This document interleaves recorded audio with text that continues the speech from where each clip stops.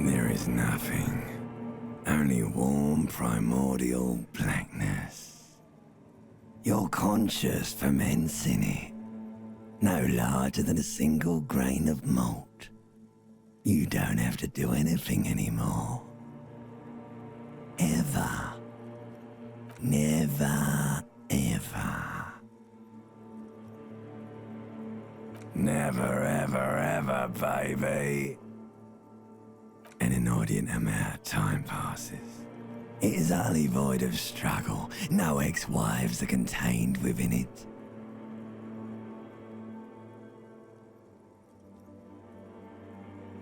You got it, sweet brother.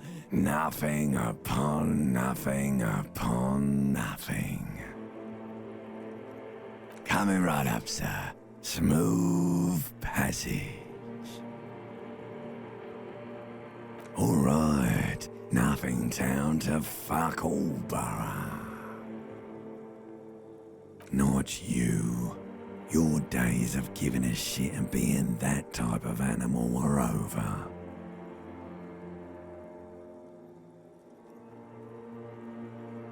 The song of death is sweet and endless. But what is this? Somewhere in the sore, bloated man meet around you. A sensation. Like a fly to the ointment, your conscience sticks to it. The limbed and headed machine of pain and undignified suffering is firing up again. It wants to walk the desert, hurting, longing, dancing to disco music. You can take it. You're a champion. The stench of liquor rises from your mouth, and with it, an ungodly headache. A fiery streak penetrates your skull, trying to force your eyes open. It's a sound, a clarion call from hell. Somehow, you know what it is. A caprice to name a motor carriage.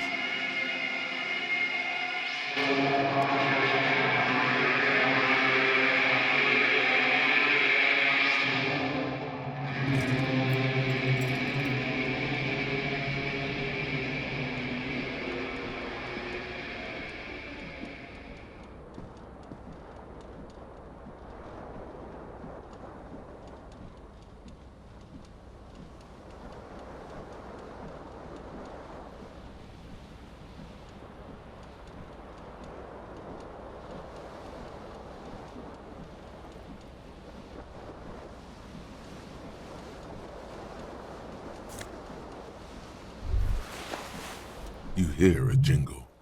Keys are clinking in the pocket of your flare-cut pants. It says, whirling in rags, on the aluminium keyring. There is a single key on the ring. The number 1 is etched on it. It should open the door.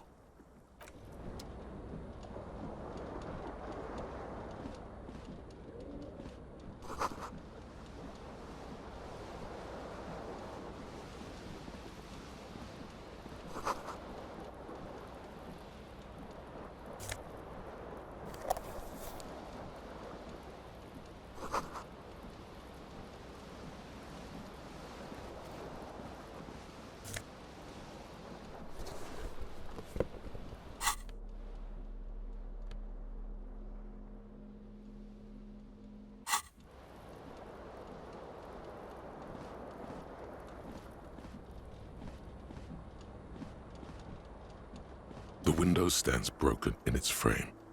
Cold wind blows in. The morning light hurts your eyes.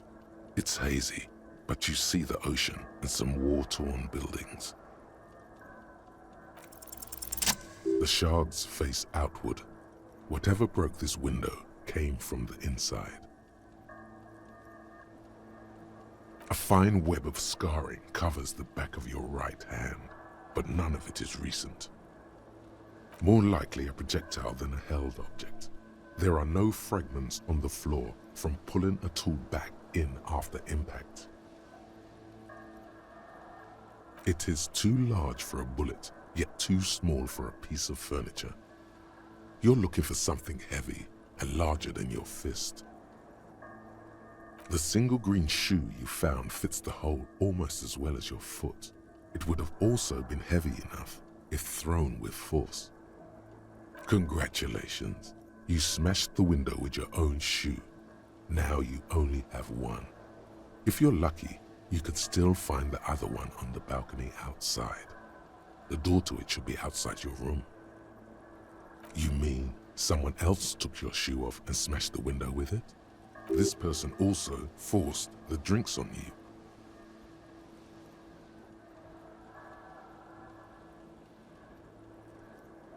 A cool wind gushes in. Your toes curl up from the cold.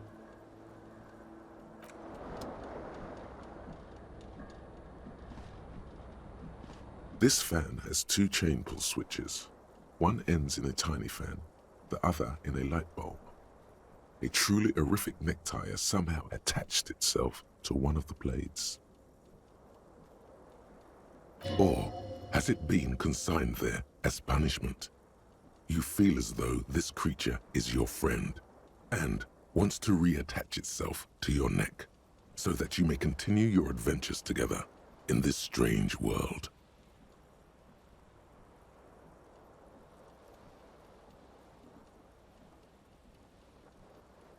The blades come squeaking to a halt. It should be easier to reach the tie now. You reach out to grab the tie, but what's this? Diffuse, radiating chest pain. Doom comes over you. This is bad. Feels like sharp stones grinding in your chest and keeping you from moving. For quite a long time. Still ongoing. Now is a good time to start worrying. Finally, the pressure recedes. You find yourself covered in cold sweat and trying not to move, hoping it will keep you from dying.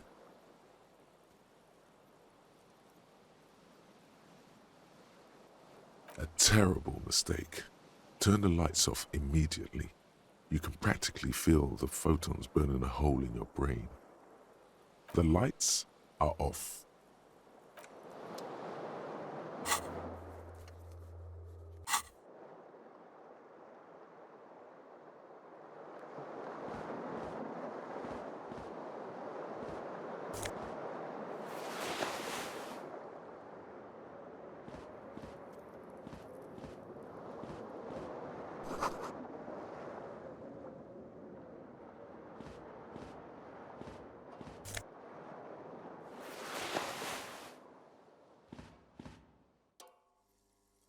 A mirror hangs above a bent and broken sink.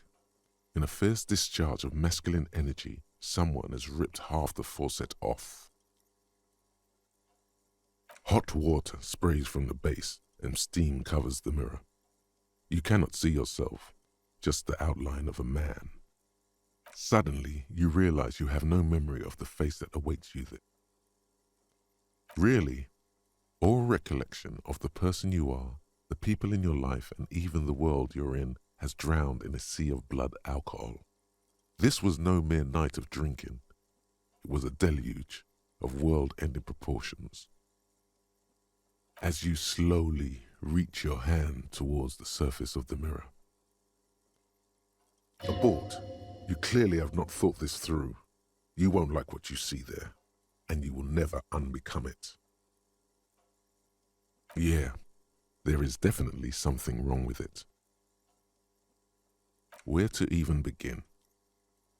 There is the bloatedness, then the swollenness. It's like there's an upholstery of alcohol underneath your skin. Bet you are. Your nose feels like a small balloon in the middle of your face. It hurts when you honk it. It doesn't appear to be a particularly tiny nose either. Not with all the drinks it's absorbed for you.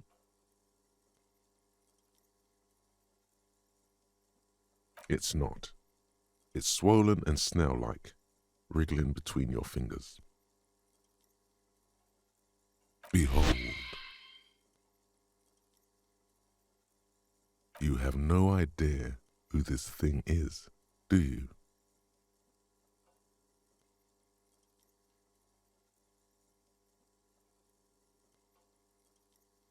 It appears you're also dead.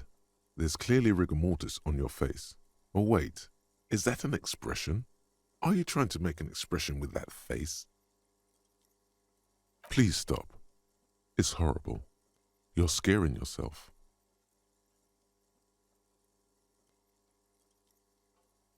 Oh my God. You can't stop.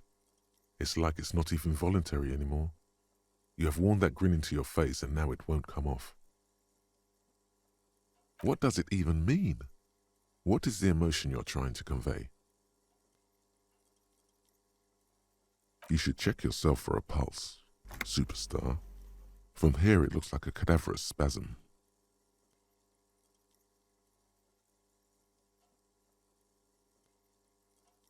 Getting clever appears to make the expression even worse. Now it's mixed with smugness. Like the rest of you, it comes from a bad place somewhere in the past. That's all you know for now.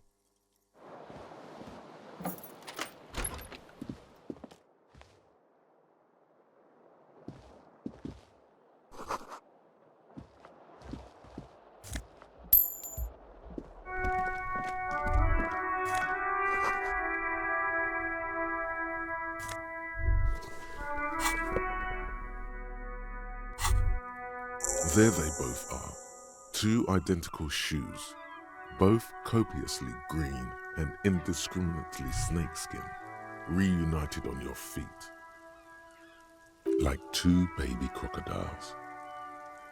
Good, they're balanced, comfy. Feels like the only good thing about you right now, truth be told. Hello, officer.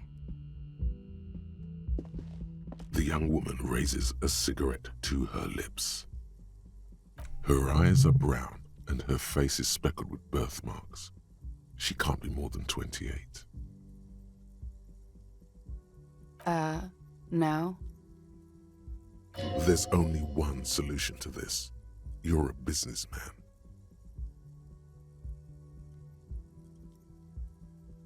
The young woman shakes her head slowly.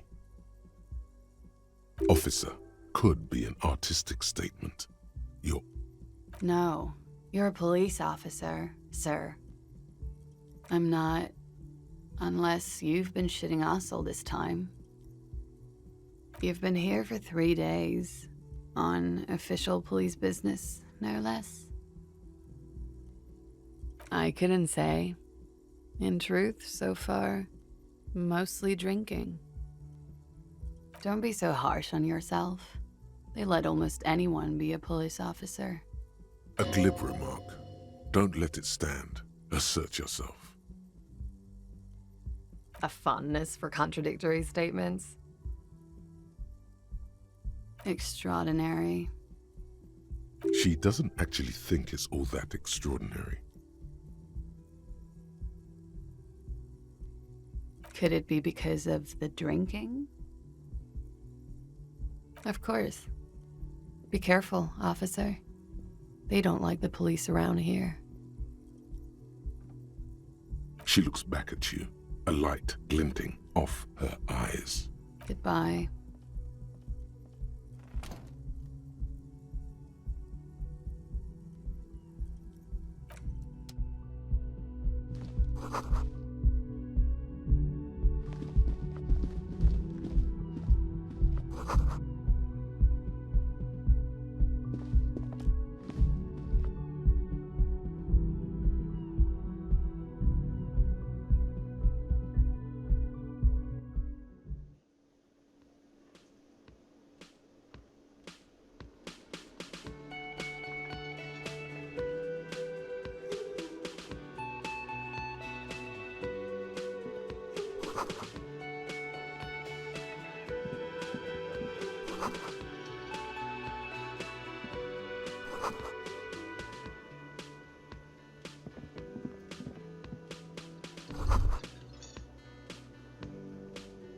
You should totally sing karaoke here, the first chance you get. Your emotions need to be expressed. People need to know your vast, oceanic soul. Utterly. And it needs to be heard.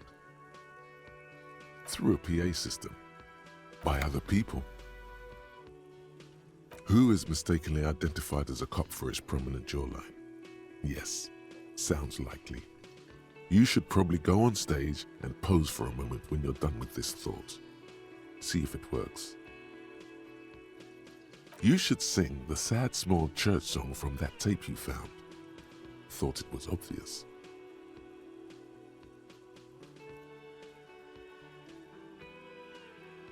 Serves them right. Wipe that smirk off their face with your sad, tragic song. Who's laughing now? No one. You would need another copy of the tape first, though. The one upstairs is destroyed.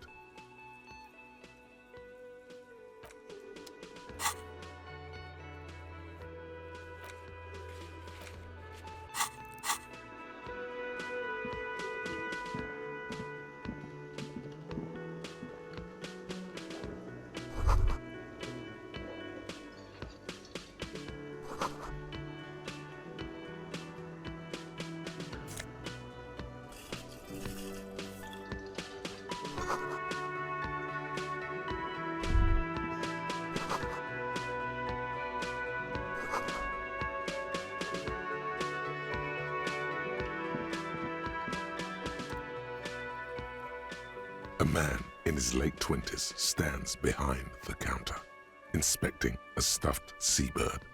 As you approach, he gives you a sideways glance, then looks down again. That was disdain in his eyes. Even now he is purposely ignoring you. Looks like he's not a fan. Oh no, you're a hero. A real hero cop. Could the massive property damage upstairs have anything to do with this?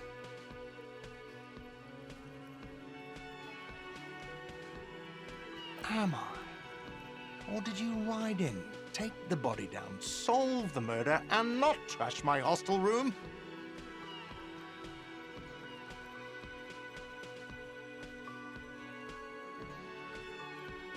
Oh, it's not? You're right, it's not. He has no respect for you personally, but this man sees himself as a law-abiding citizen, and you a representative of that law. He tries to avoid outright conflict. A competent work of taxidermy. The white and brown seabird lies among piles of coasters and drying mugs. One of its wings broken. The man is trying to mend it.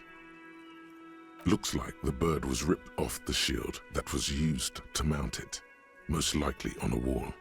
This is the Great Skua. The seabird is the symbol for the discovery of the Insulindian Isola, the part of the world you are in right now. Something about it makes you feel bitter. Look, your buddy is over there.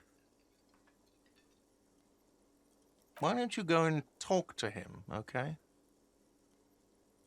He pretends not to hear you, concentrating on the bird instead. No, I'm not the bartender. I'm the cafeteria manager. I have 3 cafeterias to manage. 3. Sylvie tends the bar here, not me. I'm only standing in. She just, you know... His eyes dart from left to right. This man isn't lying, but he is hiding something. So now you're a cop. Oh, forget it.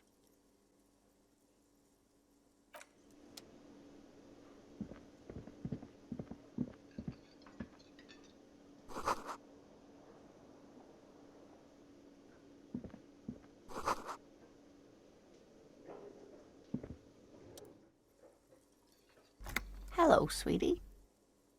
You shouldn't keep your colleague waiting.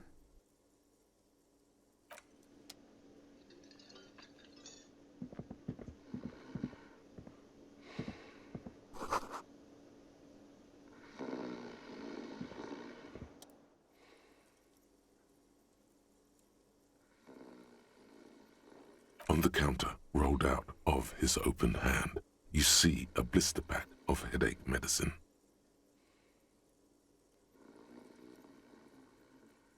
The man does not mind.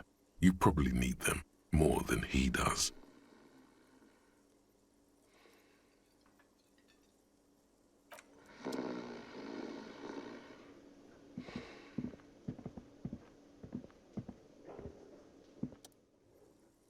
A bespectacled man in an orange bomber jacket is tapping his foot on the floor. Looks like he's waiting for someone. You. As you approach, he narrows his eyes and extends his hand in greeting. If an assault were launched on this building right now, if the windows came crashing down and the whole world descended upon you, this man would hurl himself in death's way to save you. You are sure of this, but why?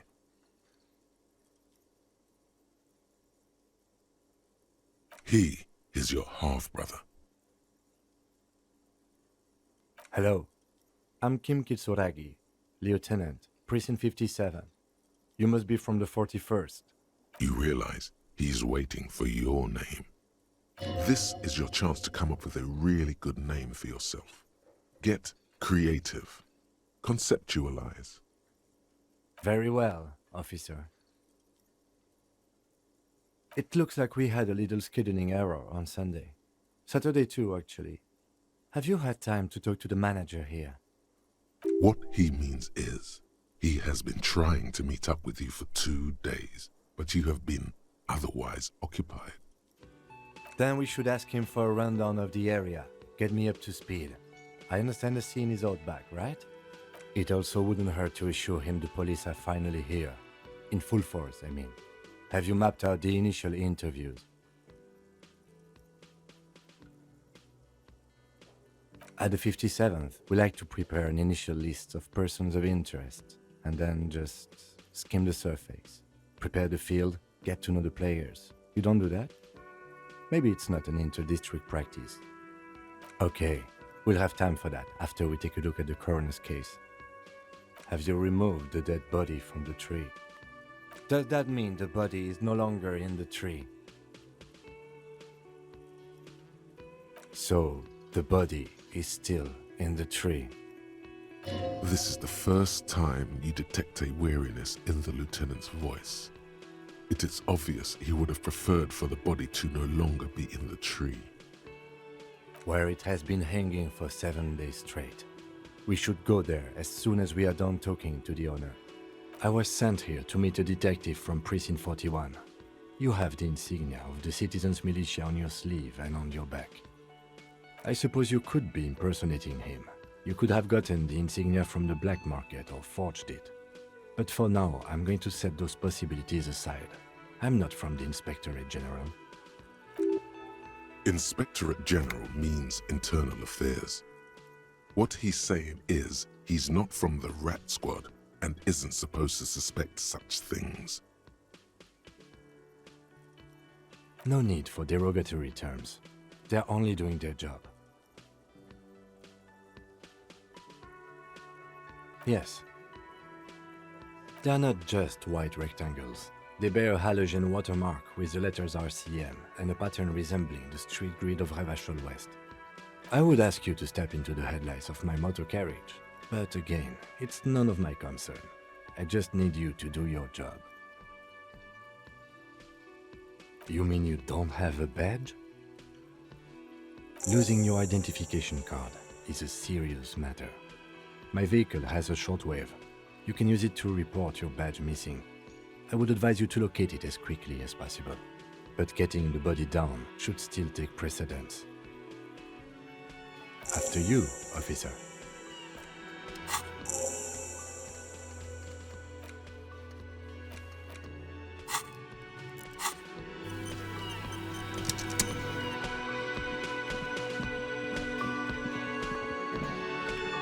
The man with the unimpressive beard notices you approaching. He drops the ledger he was holding and turns to the lieutenant. Mr. Gart, right? You run this place. Yes. I am Kim Kitsuragi from Precinct 57. This is an inter-district investigation, so joining me from Precinct 41... What? What is this? A joke to you? Is this what you get when you call the police now? This guy? We've been waiting for a week here. Sir, I understand your concern, but we are here to do a job. And for us to do it, I need you to stay calm. Yes, of course. For a moment, the cafeteria manager fidgets under the lieutenant's gaze. Then he gives in. I know it took us a while to arrive at the scene, but it also took you a while to call us. It was you who placed the call, correct? No, I only just got here. It was probably Sylvie who called you.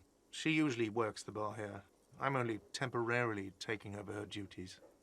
Do you have her number? As a matter of fact, I do.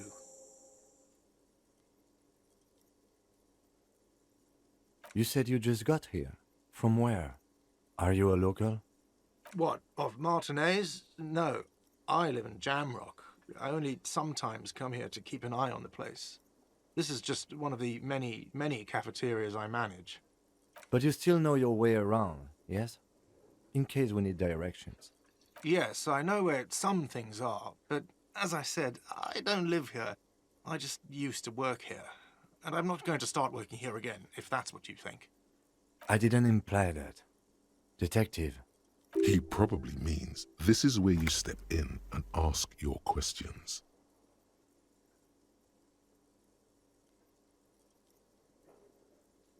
His face expresses profound doubt in your having this.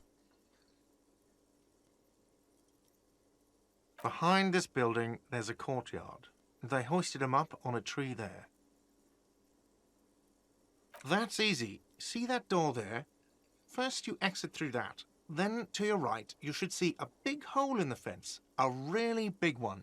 You can get to the courtyard through there. No need for the keys. The hole is big enough for the Franco-Nigerian cavalry to fit through. Does he want you to feel guilty of making that hole? It's implied in his voice.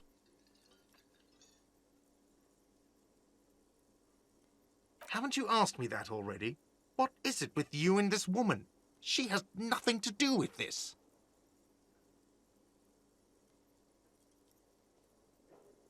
Okay, you got me. She went away because of the dead body out back. And because I asked for her number. That's why Sylvie went away. I hope you appreciate that.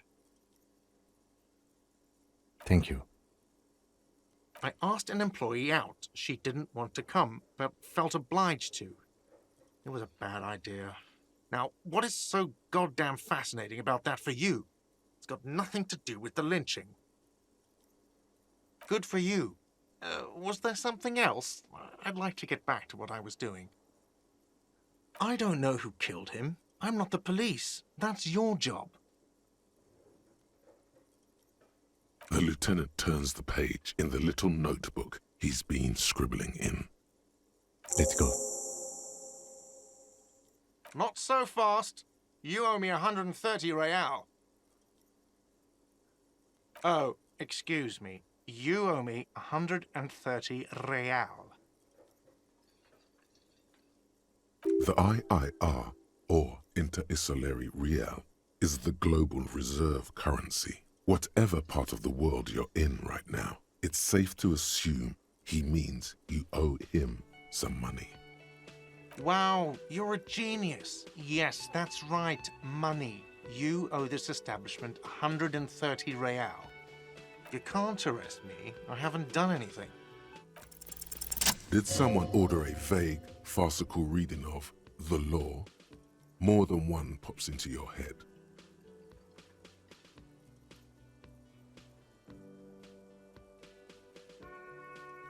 But it's not inane. You owe me money. It is cruel of you. A man has been killed. File a request for compensation with Station 41. We need to work now.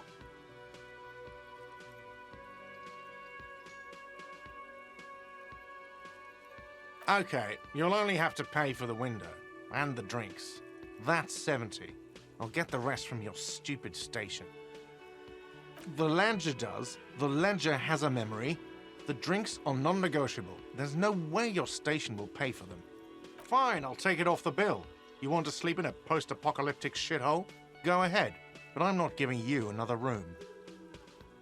No, not cool. You still owe me 30 for the drinks.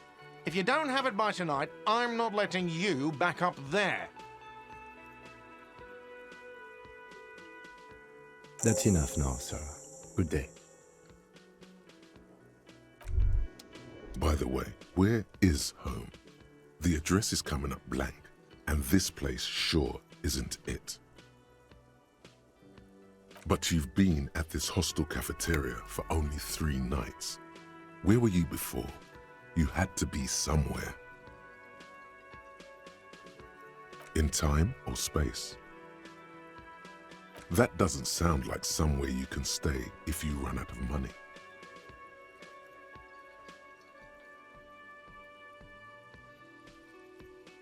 You can try. Run some addresses in your head when you get the time. Maybe a street or an apartment will appear.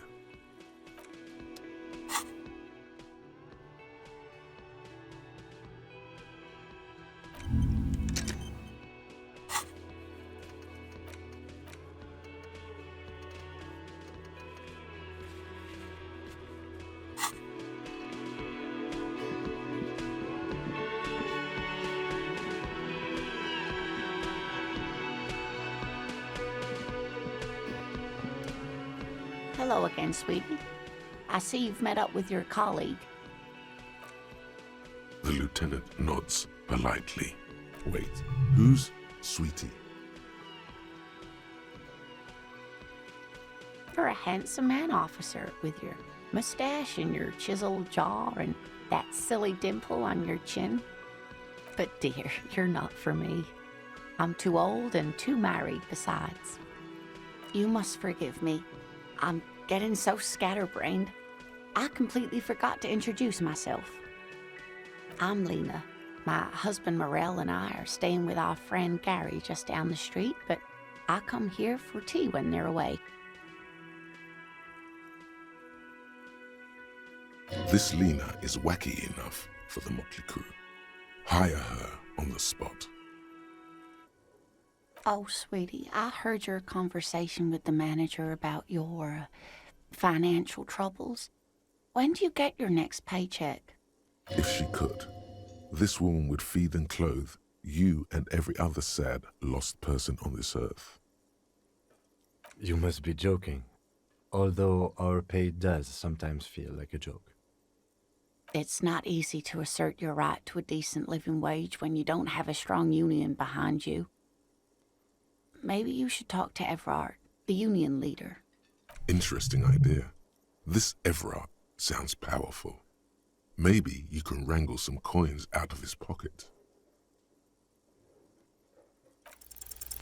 Your deportment remains dignified as you shed a single manly tear.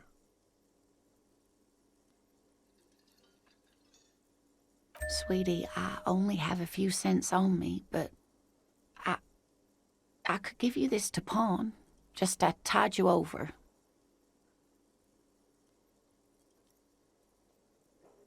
Wonderful.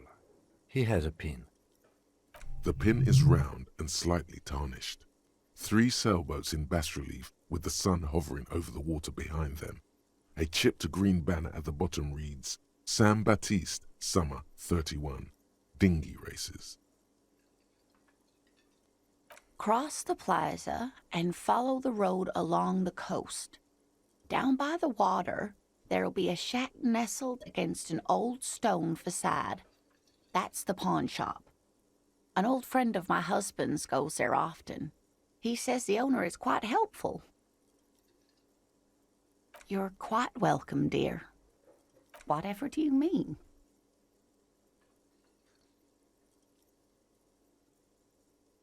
Sequence killers? Oh my. But I think you already have a partner, sweetie. A partner who needs you to help him get a corpse down from a tree. Yes, and it seems to me that you do well to stick close to him. He has the look of an upstanding officer of the law, someone you can lean on, and, sweetie, You are looking unsteady. And even if he weren't there, I don't think you'd have much use for me. Thank you, but Martinez isn't the most wheelchair-accessible place, you see. I'd slow you down. Perhaps another time.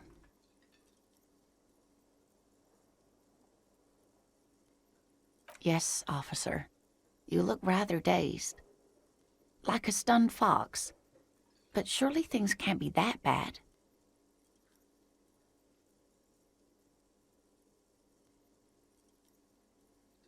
You know where we are, right? That's right. And where is the Whirling in Rags cafeteria itself located? We're in the city of Revachol, dear.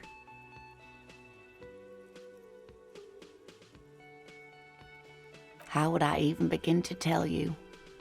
Revachol is the most beautiful city in the world. We're fortunate to be here, you and I. I haven't seen very many other cities personally, but everyone says so.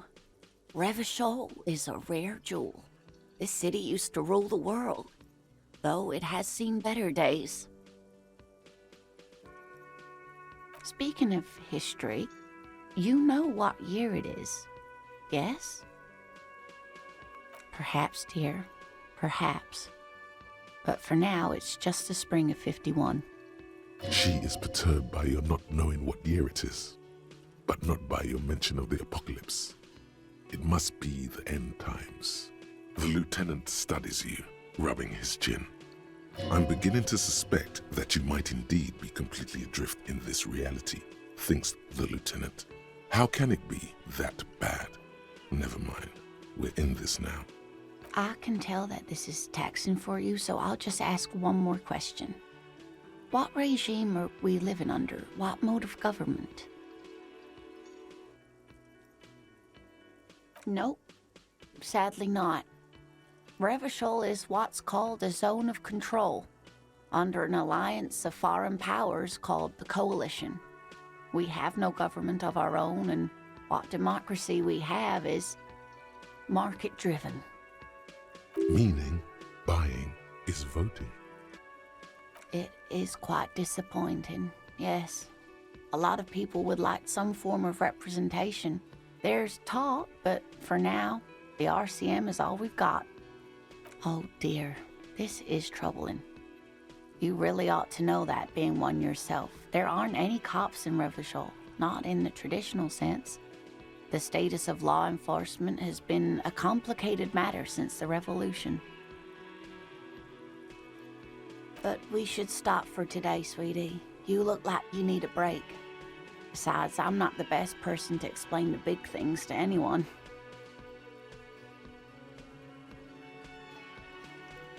She's scared now. She's realized you really are brain damaged. A defeat, I'm afraid. The people of this archipelago tried to build something new, something different. The rest of the world didn't like it, so they came and ended it. This was 42 years ago. Of course, sweetie, I really don't know how to explain it better. I'm just a poor woman, she thinks. What do I know of these things? And how can I help you? You didn't do too well, dear. It does look like you're having trouble remembering things. History and places. Remembering reality, in a word. It's very odd. A sigh. The lieutenant buries his nose in his notebook. But maybe a fresh set of eyes is what the world needs, and while I'm no doctor, such bouts of amnesia are often temporary, so I wouldn't worry too much. She means this sincerely. Worrying won't do you any good. Someone more educated in sweeping matters. Maybe you should ask. No, I'm not an encyclopedia. I won't be a guide either. I'm a detective. Of course. Then I don't know. Someone rich, maybe? Wealthy people are educated. Though I don't know where you would find a wealthy person in Martinez. Of course, dear. Good luck with your case.